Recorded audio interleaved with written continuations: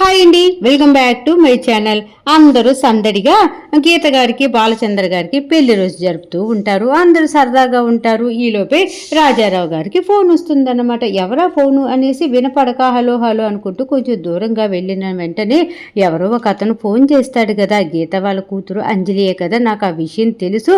నేను ఇప్పుడు ఆ విషయాన్ని బట్టి నేను ఆదా చేసుకోదలుచుకున్నాను, అది ఇది అని చెప్పేసి మాట్లాడుతుంటే ఎవరు నువ్వు చెప్పు చెప్పు అనేసి రాజారావు గారు అంటారు. అక్కడేమో ఫోన్ కాల్ కట్ చేసేస్తాడు అతను.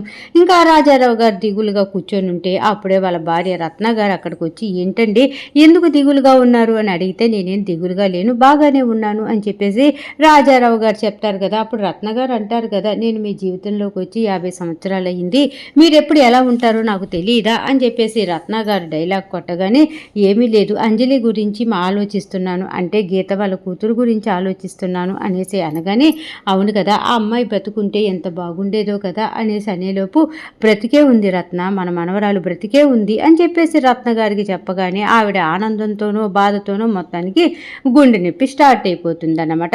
ఇంకా ఆ దెబ్బకి అందరూ స్టేజ్ మీద వాళ్ళు అందరూ దిగొచ్చి, అమ్మ ఏమైందమ్మా, అమ్మ ఏమైంది అని చెప్పేసి అందరూ గబగబా రత్న గారిని తీసుకొని ఇంటి లోపలికి తీసుకొని వస్తారు. తనకు కావాల్సిన మెడిసిన్ కోసం అందరూ వెతుకుతూ ఉంటే అప్పుడే ప్రీతి చెప్తుందన్నమాట, నానమ్మని చూసుకోవటానికి ఒక అమ్మాయి ఉంది కదా, ఆ అమ్మాయి దగ్గర ఆ మెడిసిన్ అంతా ఉంటుంది, ఆ మెడిసిన్ ఎక్కడుందో కూడా అమ్మాయికే తెలుసు అనేసి అనగానే గబగబా మనీష్ అంజలి దగ్గరికి వెళ్తాడు. అంజలిని రమ్మని పిలవగానే ఇంకా అంజలి పాపం గబగబా పరిగెత్తుకుంటూ వస్తుంది కదా. అంజలి అప్పుడు అలా పరిగెత్తుకుంటూ రావటం అప్పుడే ఇంకా చూస్తారన్నమాట. గీత గారు చూసి, ఇదేంటి ఈ అమ్మాయి ఇక్కడ ఎందుకు ఉంది, అసలు ఈ అమ్మాయి మా నాన్న వాళ్ళ ఇంట్లో ఎందుకు ఉంది అని చెప్పేసి బిత్తరపోతూ ఉంటుంది. ఇంకా అక్కడ వాళ్ళ అమ్మని కానీ ఎవరిని పట్టించుకోదన్నమాట. అలాగే చూస్తూ ఉండిపోతూ ఉంటుంది అంజలి వైపు గీత గారు. ఇంకా అంజలి అయితే ఏం పట్టించుకోకుండా గబగబా పరిగెత్తుకుంటూ వెళ్ళి, అమ్మమ్మ గారు మీకేమీ కాదు, మెడిసిన్ ఉంది నేను తెస్తాను అనేసి గబగబా రత్న గారికి కావాల్సిన మెడిసిన్ అందిస్తుంది. రత్న గారి ప్రాణాలు అపాయంలో నుంచి తప్పిస్తుంది అన్నమాట. ఇంకా అలా ఉంటే అమ్మమ్మ గారు, ఇప్పుడే మీరు మెడిసిన్ ఒకటి వేసుకోవాలి, తీసుకొస్తాను ఉండండి అని లోపలికి వెళ్తూ, అలాగే మంచినీళ్ళు కూడా తెస్తాను అనేసి అంజలి వెళ్ళబోతూ ఉంటే ఇంకా అప్పుడే గీత గారు ఆపుతారనమాట. నువ్వు అక్కడే ఆగు, అసలు నువ్వు ఇంటికి ఎలా వచ్చావు, ఎవరు తీసుకొని వచ్చారు, అయినా నువ్వు ఇక్కడున్నావేంటి అనేసి ఇంకా అంజలిని అడగటం స్టార్ట్ చేస్తుంది గీత. ఇంకా అంజలి గారు ఏం మాట్లాడాలో అర్థం కాక అంజలి అలాగే చూస్తూ ఉంటే గీత మటుకు అస్సలు ఊరుకోదన్నమాట.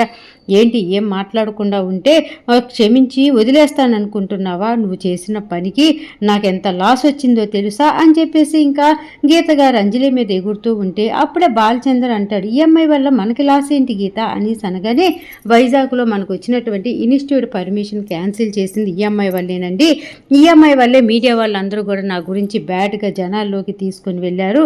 ఇంకా అప్పుడే కదా ఎడ్యుకేషనల్ మినిస్టర్ గారు మనకు ఫోన్ చేసి మీకు ఇచ్చినటువంటి పర్మిషన్ క్యాన్సిల్ చేస్తున్నానని చెప్పాడు, అంతా కూడా ఈఎంఐ వల్లేనండి, ఈ అమ్మాయి పేరు అంజలి, వైజాగ్లో నాతో గొడవ పెట్టుకుని నా రచ్చరచ్చ చేసిందని చెప్పాను కదా, ఆ అమ్మాయి ఈ అమ్మాయి అనేసి తేల్చి చెప్పేస్తుంది అన్నమాట గీత గారు అంజలి గురించి. ఇంక వెంటనే బాలచంద్ర గారు అంటూ ఉంటారు, ఏంటి మామయ్య గారు గీత అంతగా మాట్లాడుతూ ఉంటే మీరేం నోరెప్పరేంటి, అసలు ఈ అమ్మాయిని ఇక్కడికి తీసుకురావాల్సిన అవసరం ఏంటి, ఈ అమ్మాయి ఎందుకు అసలు వచ్చింది ఇక్కడికి చెప్పండి అని చెప్పేసి గట్టి గట్టిగా అడుగుతూ ఉంటాడు బాలచందర్. అప్పుడే గీత గారు అంటూ ఉంటారనమాట, మీరు ఊరుకోండి, అడగాల్సిన ప్రశ్నలన్నీ నేను అడుగుతాను, చూడమ్మాయి నువ్వు అసలు ఇక్కడికి రావాల్సిన అవసరం ఏంటి, నీకు నాకు పడదు కదా, మరి నువ్వు మా నాన్నగారింటికి ఎలా రాగలిగావు, అసలు ఏంటి అని చెప్పేసి ఇంకా అంజలిని గట్టి గట్టిగా అడుగుతూ ఉంటే ఇంకా ఎవ్వరు పలకకుండా ఉండగానే ఇంకా అప్పుడే అంటుంది, అడగాల్సింది నిన్ను కాదు, ఎవరిని అడగాలో వాళ్ళని అడుగుతా అని చెప్పేసి ఇంకా మనీష్ దగ్గరికి వెళ్తుంది. ఏరా నేనంటే నీకు దేవతతో సమానం, దేవుడితో సమానం, నువ్వు చెప్తే ఏదైనా చేస్తాను అత్తయ్య అని అంటావు కదా, మరి అంజలిని మీ ఇంట్లోనే పెట్టుకొని ఏమీ తెలవని వాళ్ళలాగా ఎలా ఉన్నావురా, అసలు ఆ నిజం నాకు ఎందుకు చెప్పలేకపోయావురా చెప్పు అనగానే, అత్తయ్య ఈ విషయంలో నాకు ఎటువంటి తప్పు లేదు, ఆ తాతయ్య నా దగ్గర మాట తీసుకున్నాడు, తన గురించి ఎక్కడ చెప్పను అనేసి అని మాట తీసుకున్నాడు, అందుకే నేను మీకు చెప్పలేకపోయాను అత్తయ్య, అంతే తప్ప మీరంటే నాకు గౌరవం లేక కాదు, మీరంటే నాకు భక్తి లేక కాదు అని చెప్పేసి ఇంకా గట్టిగానే మనీ చెప్పగానే ఇంకా అంజలి రాజారావు గారి దగ్గరికి వెళ్తుందన్నమాట. ఏంటి నాన్న ఈ కూతుర్ని అవమానించినటువంటి అమ్మాయిని తీసుకొచ్చి ఇంట్లో పెట్టుకున్నావు, అమ్మకు బాగోపోతే ఈ అమ్మాయి కాకపోతే ఇంకొక అమ్మాయి లేదా చూసుకోవటానికి, మీ కూతుర్ని అవమానపరిచిన అమ్మాయిని తీసుకొచ్చుకొని ఇంట్లో పెట్టుకోవాలని మీకు ఎలా అనిపించింది నాన్న అని చెప్పి చెప్పేసి ఇంకా గీత గారు రాజారావు గారిని ఆ ప్రశ్నల మీద ప్రశ్నలు అడుగుతూనే ఉంటారనమాట. రాజారావు గారు అంటూ ఉంటారు, నీతో గొడవ పెట్టుకున్నమ్మ ఈ అంజలి అని నాకు తెలియదమ్మా, తెలియక మీ అమ్మగారికి ఒంట్లో బాగోలేదు కదా, కాబట్టి చూసుకుంటుంది కదా అని చెప్పి తీసుకొచ్చానే తప్ప ఇంకేం కాదు అని చెప్పేసి రాజారావు గారు గీతకు చెప్తూ ఉంటారు. అంజలికి అప్పుడు గుర్తొస్తూ ఉంటుంది, రాజారావు గారికి మతిమరుపు కదా తాతయ్య గారికి, తను జ్ఞాపక శక్తి వచ్చిన వెంటనే మా అమ్మ మా నాన్న ఎక్కడ ఉన్నారు చెప్తాను అన్నాడు కదా, మరి గీత గారికి ఏంటి ఇలా చెప్తున్నాడు, నాకేమో జ్ఞాపక శక్తి లేదు, జ్ఞాపక శక్తి వచ్చిన వెంటనే మీ అమ్మ మీ నాన్న ఎక్కడున్నారు చెప్తానని నాతో చెప్పారు కదా, మరి ఆ విషయం గీత గారికి చెప్పలేకపోతున్నారేంటి అనేసి అంజలి ఆలోచిస్తూ ఉంటుంది. ఇప్పుడే ఇక గీత గారు అంటూ ఉంటారు, ఆహా నాన్న అమ్మకి బాగోలేదని తీసుకొని వచ్చాను, అమ్మని చూసుకోవటం కోసమే ఇంటికి తీసుకొచ్చాను అంటున్నారు కదా, కాబట్టి ఈ అమ్మాయిని అర్జెంటుగా ఇంట్లో నుంచి పంపించేసేయండి, నేను నాకు తెలిసిన అమ్మాయిని, ఇంకా ఈ అమ్మాయి కంటే కూడా అమ్మని బాగా చూసుకునే అమ్మాయిని నేను సెలెక్ట్ చేస్తాను, ఆ అమ్మాయిని వర్కులో పెట్టుకుందరు, ముందు మర్యాదగా ఈ అమ్మాయిని పంపించేసేయండి అని రత్న గారు అంటూ ఉంటారు. ఇంకా రత్న గారు బాధపడిపోతూ ఉంటే బాలచందర్ గారు అసలు చూడలేరు కదా, ఏంటి మామయ్య గారు మీ అమ్మాయి కంటే కూడా ఆ అమ్మాయి ఎక్కువైందా ఏంటి, గీత అంత బాధపడిపోతూ ఉంటే సరేనమ్మా పంపించేస్తాను, నీకు ఇష్టం లేని పని చేయను అని చెప్పేసి అనకుండా అలా మౌనంగా ఉంటే దానికి అర్థం ఏంటి మామయ్య గారు అనేసి బాలచంద్ర గారు అడుగుతూ ఉంటారు. ఇంకా అప్పుడే రత్న కూడా అంటూ ఉంటుందన్నమాట, సరేనండి మన అమ్మాయికి ఇష్టం లేనప్పుడు ఈ అంజలిని పంపించేసేయండి అని చెప్పేసి రత్న గారు కూడా మాట్లాడుతూ ఉంటారు. ఇంకా గీత గారు బాధపడిపోతూ ఉన్నారని చెప్పేసి ఇంకా వాళ్ళ పిల్లలు అందరూ కూడా అవును తాతయ్య అత్తయ్య బాధపడుతూ ఉంటే మేము చూస్తూ ఉండలేం, కాబట్టి అంజలిని తీసేయండి అనేసి ప్రీతి చెప్తూ ఉంటుంది. అవును తాతయ్య మా మమ్మీ బాధపడుతూ ఉంటే మేము చూడలేమని చెప్పేసి ఇంకా గీత వాళ్ళ పిల్లలు చెప్తూ ఉంటారు. అందరూ తల ఓ పక్క అసలు చెవు చుట్టూరు చేరి ఒకటేం మాట్లాడుతూ ఉంటారన్నమాట. ఇంకా అలా మాట్లాడుతూ ఉంటే ఇంకా అప్పుడు వెంటనే రాజారావు గారు అంటూ ఉంటారు, అందరూ ఆపండి, నేను మటుకు ఈ అమ్మాయిని పనిలో నుంచి తీసేయలేను, ఈ అమ్మాయి ఇక్కడే ఉంటుంది మాతో పాటే ఉంటుంది అనేసి అనగానే ఇంకా అప్పుడు బాలచంద్ర గారు అంటూ ఉంటారు, ఎవరైనా సరే సొంత మనవడు మనవరాలు కోసము ఆ పిల్లలతో గొడవ పెట్టుకుంటే దానికి అర్థం ఉంది, ఎవరో పని అమ్మాయి గురించి మీరు ఇలా గొడవ పెట్టుకోవడం నాకేం నచ్చలేదు మామయ్య గారు, అసలు ఈ అమ్మాయి ఎవరు, ఈ అమ్మాయి గురించి మీరు అంతగా గీత గారితో గొడవ పెట్టుకోవాల్సిన అవసరం ఏముంది అనేసి బాలచందర్ అంటూ ఉంటే అప్పుడే ఇంకా చెప్తూ ఉంటాడు రాజారావు గారు, ఎవరు ఏమి అనుకున్నా సరే ఏది ఏమైనా సరే ఇంకా అంజలి మటుకు ఇక్కడే ఉంటుంది, మాతో పాటే ఉంటుంది, మా మనవరాలు లెక్కే ఉంటుంది అనేసి తెగేసి చెప్తాడు. ఇంకా అప్పుడే గీత అంటూ ఉంటుంది, మనీష్ నువ్వు నన్ను నమ్మక ద్రోహం చేసావురా, ప్రతి విషయం నాకు చెప్తావనేసి నేను నిన్ను ఎంతగా నమ్మేవాదాన్నో అంతగా నన్ను మోసం చేసావు, నువ్వు మీ తాతయ్యతోటి చేతులు కలిపి నన్నే మోసం చేస్తావా, చూడండి నాన్న నాకంటే కూడా అంజలి ఎక్కువ అని మీరు అంటున్నారు కదా, కాబట్టి నేను చెప్పే మాట కూడా వినండి, ఈ అంజలి ఈ ఇంట్లో నుంచి వెళ్ళిపోయేదాకా నేను మటుకు ఇంట్లో అడుగు పెట్టను అని చెప్పేసి ఇంకా గీత గారు వాళ్ళ పిల్లల్ని తీసుకొని బాలచందర్ గారు అందరు కలిసి వెళ్ళిపోతూ ఉంటే ఇంకా మనీష్ ఆపపోతాడు, అత్తయ్య ఆగండి అత్తయ్య, ఒక్కసారి నేను చెప్పేది వినండి అత్తయ్య అని చెప్పేసి ఎంత బతిమలాడుతున్నా సరే అస్సలు గీత గారు వినిపించుకోకుండా ఇంకా అందరూ కలిసి కార్ దగ్గరికి వెళ్ళబోతూ ఉండేలోపే ఈలోపే శివశంకర్ గారు హాస్పిటల్కి వెళ్ళి డాక్టర్ గారిని తీసుకురావాలని వెళ్ళుంటారు కదా, వాళ్ళ అమ్మకి గుండె నొప్పి వచ్చి పడిపోవటం ఇదంతా ఇంకా శివశంకర్ గారికి ఈ గొడవ సంగతి అంతా తెలియదన్నమాట.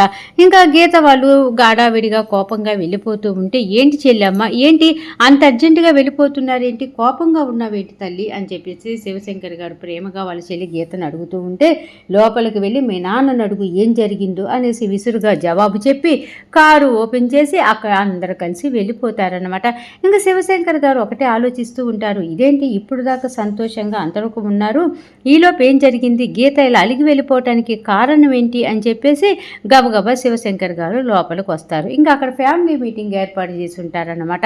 ఇంకా మనీష్ జరిగిందంతా చెప్తూ ఉంటాడు, ఈ అంజలి గురించి ఇలా అత్తయ్యకిను మా తాతయ్యకి గొడవ అయింది అనేసి ప్రతి విషయాన్ని కూడా అక్కడే ఉన్నటువంటి రత్న ప్రీతి అందరూ కలిసి శివశంకర్ గారికి చెప్తూ ఉంటే శివశంకర్ గారు అంటూ ఉంటారన్నమాట, ఏంటి నాన్న ఈ విషయం గురించి ఏం మాట్లాడట్లేదేంటి అనేసి రాజారావు గారిని అడుగుతూ ఉండేలోపు అంజలి అప్పుడే ఇంకా టాబ్లెట్లు వేసుకోవాలి కదా రత్న గారు టయానికి, కాబట్టి టాబ్లెట్లు వాటరు తీసుకొని వస్తుంది, అమ్మమ్మ గారు మీరు ఈ టైంకి టాబ్లెట్లు వేసుకోవాలి కదా టాబ్లెట్లు వేసుకోండి అనేసి తీసి ఇవ్వబోతూ ఉంటే శివశంకర్ గారు ఇంకా అంజలి వైపు ఉరిని చూస్తూ ఉంటాడు. ఇంకా అంజలి ఇవ్వబోతున్న టాబ్లెట్లు విసిరి కొడతాడనమాట. విసిరి కొట్టేసి ఇప్పటిదాకా నువ్వు చేసిన సేవలు చాలు, నువ్వు చేసినటువంటి నటన చాలు, అసలు నువ్వెవరు, మా ఇంటికి ఎందుకు వచ్చావు, మా చెల్లికిను మా నాన్నకి గొడవ అవ్వటానికి కారణం నువ్వు, అసలు నువ్వు దేనికి వచ్చావు అని చెప్పేసి ఇంకా అంజలిని గట్టిగా అరవటం స్టార్ట్ చేస్తాడు శివశంకర్ గారు. అప్పుడే అంజలి అంటూ ఉంటుంది, అమ్మమ్మ గారికి ఒంట్లో బాగోలేదని చూసుకోవటానికి తాతయ్య గారు నన్ను తీసుకొని వచ్చారు అనేసి. నా చెల్లికి ఇష్టం లేని ప్రతి వ్యక్తి ఎవరైనా సరే ఇంట్లో ఉండటానికి వీల్లేదు, కాబట్టి నువ్వు ఇక్కడి నుంచి వెళ్ళిపోవాల్సిందే అని చెప్పేసి గట్టిగానే శివశంకర్ గారు చెప్తూ ఉంటే రాజారావు గారు ఏం పలకుండా అలాగే చూస్తూ ఉంటారనమాట. ఇంకా అప్పుడే శివశంకర్ గారు అంటూ ఉంటారు, ఏంటి నాన్న, ఎవరో పరాయి అమ్మాయి గురించి మన ఇంట్లో ఇన్ని గొడవలు జరుగుతూ ఉంటే నువ్వు నోరెత్తి మాట్లాడకుండా అలా చూస్తూ ఉంటావేంటి, మనకి ఎంతో ఇష్టమైనటువంటి నా చెల్లి గీత కూడా ఈ అమ్మాయి గురించే కదా అలిగి వెళ్ళిపోయింది, మరి ఈ అమ్మాయిని ఇప్పుడు పనిలో నుంచి తీసేస్తున్నారా తీసేయట్లేదా, అసలు ఈ అమ్మాయి ఎవరు, మీకేమవుతుంది, మనకేమన్నా చుట్టమా, ఈ అమ్మాయి గురించి మన ఇంట్లో వాళ్ళందరూ గొడవ పడటం ఏంటి అని చెప్పేసి శివశంకర్ గారు అంటూ ఉంటే కూర్చున్నటువంటి రాజారావు గారు గబుక్కుని లేచి నిలబడి, చూడు శివశంకర్, మాకు అనవసరంగా నేను చెప్పేది విను అనేసి అనగాని, మీరు చెప్పేది నేను వినటం కాదన్న డాడీ, ఇప్పుడు ఈ అమ్మాయి గురించే కదా మనం గొడవలు జరుగుతుంది, ఈ అమ్మాయిని పంపించేయండి అనేసి అనగాని ఇంకా వెంటనే అతను చెప్తాడనమాట రాజారావు గారు, నేను ఈ అమ్మాయిని పంపించలేను, ఈ అమ్మాయి ఈ ఇంట్లోనే ఉంటుంది మాతో పాటు అనేసి అనగాని, ఏంటి మేమందరం వద్దనుకుంటున్నా ఈ అమ్మాయే మీకు కావాలా అంటే, ఈ అమ్మాయి మీకు ఏమవుతుందని చెప్పండి, నిజం చెప్పండి, 24 గంటల్లో ఈ అమ్మాయి ఎవరు, ఈ అమ్మాయి అమ్మా నాన్న ఎవరు, ఈ అమ్మాయి పుట్టుపూర్వతాలేంటి మొత్తం తెలుసుకోగలను,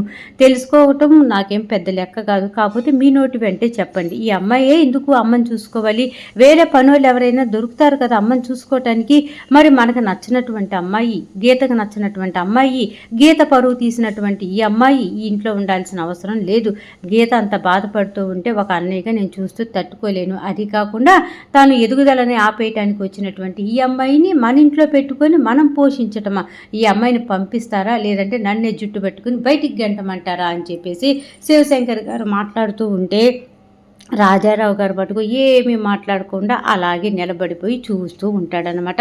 ఇంకా అందరూ కూడా చెప్పండి తాతయ్య చెప్పండి, నాన్న ప్రశ్న వేశాడు కదా, మీరు జవాబు చెప్పండి, ఈ అంజలి మనకేమవుతుందని, మాతో సమానంగా ఈ ఇంట్లో ఉండాల్సిన అవసరం ఏముంది, తనను పంపించేయండి అని చెప్పేసి పిల్లలందరూ చుట్టుపక్కల చేరి రాజారావు గారు మైండ్ తినేస్తూ ఉంటారనమాట. ఇంకో పక్క గీతేమో ఇంటి దగ్గర ఆలోచిస్తూ ఉంటుంది, ఇదేంటి నాన్న నేను వచ్చేస్తున్నా సరే ఆగమ్మ అంజలిని పంపించేస్తాను అనేసి ఒక్క మాట అనకుండా అంజలికి సపోర్టుగా ఉన్నాడేంటి, అసలు ఏం జరుగుతుంది అనేసి తను తల బాదుకుంటూ కోపంతో ఊగిపోతూ ఉంటుందా.